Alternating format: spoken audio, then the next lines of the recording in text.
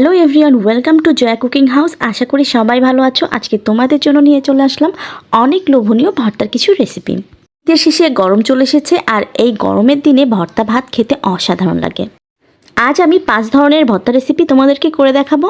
লোভনীয় স্বাদের এই ভর্তা রেসিপিগুলো দেখার জন্য আমার চ্যানেলে সাথে থাকুন। আজকের ভর্তা রেসিপি করার জন্য আমার এখানে লাগছে আলু, বেগুন, টমেটো, কুমড়া আর 3 টুকরা মাছ। এখানে আমি সবজি আর মাছকে কেটে ধুয়ে পরিষ্কার করে নিয়েছি। ভাত রান্নার জন্য আমি প্রেসার কুকারে চাল ধুয়ে দিয়েছি আর চালের ভেতরে দিয়ে দেবো 5টি আলু। এই পর্যায়ে আমি প্রেসার কুকারে ঢাকনাটা লাগিয়ে চুলায় বসিয়ে দিচ্ছি। এই পর্যায়ে আমি কেটে রাখা বেগুন আর কুমড়াতে লবণ আর হলুদ মাখিয়ে নেব। আজ আমি সবগুলো ভর্তার রেসিপি একটু অন্যরকমভাবে করার চেষ্টা করছি, আশা করি আপনাদের খুবই ভালো লাগবে। এখন আমি ফ্রাই প্যানে তেল দিয়ে দিচ্ছি আর তেলটা গরম হয়ে আসলে বেগুনগুলো দিয়ে ঢাকা দিয়ে দিচ্ছি। বেগুনটাকে এপিট ওপিট উল্টে খুব সুন্দরভাবে ভেজে নিতে হবে। আজ আমি বেগুনটাকে ভেজে তারপরে ভর্তা করব। বেগুনটাকে ভেজে ভর্তা করলে বেগুনটা আরও বেশি টেস্টি হয়। এখানে আমার বেগুনটা ভাজা হয়েছে। এখন আমি একই প্যানে আরও একটু তেল অ্যাড করছি। গরম তেলের ভেতরে দিয়ে দেবো কেটে রাখা কুমড়ার টুকরাগুলা। কুমড়াগুলোকেও খুব সুন্দরভাবে এপিট ওপিট করে আমি এখানে ভেজে নিচ্ছি।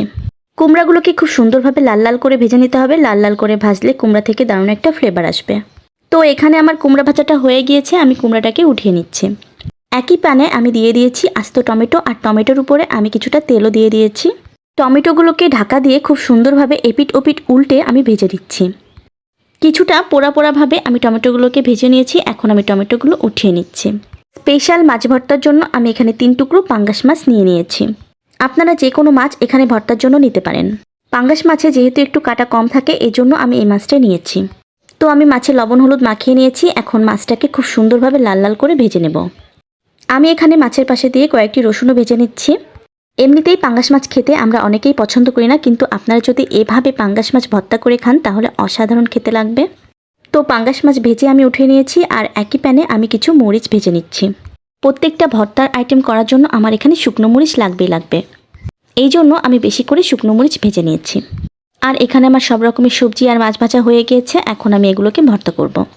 এখানে আমি একটু বেশি করে পেঁয়াজ কুচি করে নিয়েছি আর লবণ দিয়ে মরিচ আর পেঁয়াজটাকে খুব সুন্দরভাবে আমি ভর্তা করে নিচ্ছি। মরিচ পেঁয়াজের মধ্যে আমি কিছুটা সরিষার তেলও দিয়ে দিচ্ছি। সরিষার তেল দিয়ে মাখিয়ে আমি মরিচ আর পেঁয়াজটাকে আলাদা করে উঠিয়ে নিচ্ছি। এখানে আমি বেগুন ভাজাটা নিয়ে নিয়েছি ভর্তা করার জন্য। মরিচ পেঁয়াজ দিয়ে বেগুনটাকে খুব সুন্দরভাবে আমি মাখিয়ে নেব।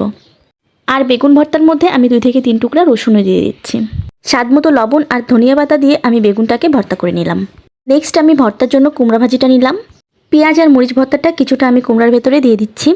আর দিয়ে দিচ্ছি কয়েক টুকরো রসুন ভাজা, ধনিয়া পাতা আর স্বাদমতো লবণ দিয়েও আমি কুমড়া ভর্তাটা করে নিলাম। পরের স্টেপে আমি করে নিচ্ছি টমেটো ভর্তা। পেঁয়াজ আর মরিচ মাখানোটা আমি টমেটোর ভেতরে কিছুটা দিয়ে দিয়েছি। স্বাদমতো লবণ আর ধনিয়া পাতা দিয়ে আমি টমেটোটাকে ভর্তা করে নিলাম। এই পর্যায়ে আমি আপনাদেরকে করে দেখাবো স্পেশাল মাছের ভর্তাটা। মাছটাকে আমি বেছে নিয়ে এর ভেতরে পেঁয়াজ আর মরিচটাকে দিয়ে দিয়েছি।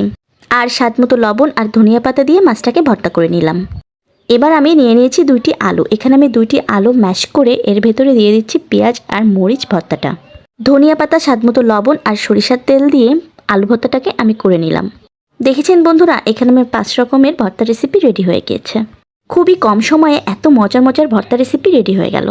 উফ, এত লোভনীয় সব ভর্তা আমি আর নিজেকে সামলেই রাখতে পারছি না। আমি গরম গরম ভাত আর ভর্তা নিয়ে বসেই পড়েছি। প্রতিটি ভর্তা এখানে এতটা মজা হয়েছে যে আমি আপনাদেরকে বলেই বোঝাতে পারবো না। আপনারা এই ভর্তাগুলো যাকেই করে খাওয়াবেন সেই আপনার ফ্যান হয়ে যাবে।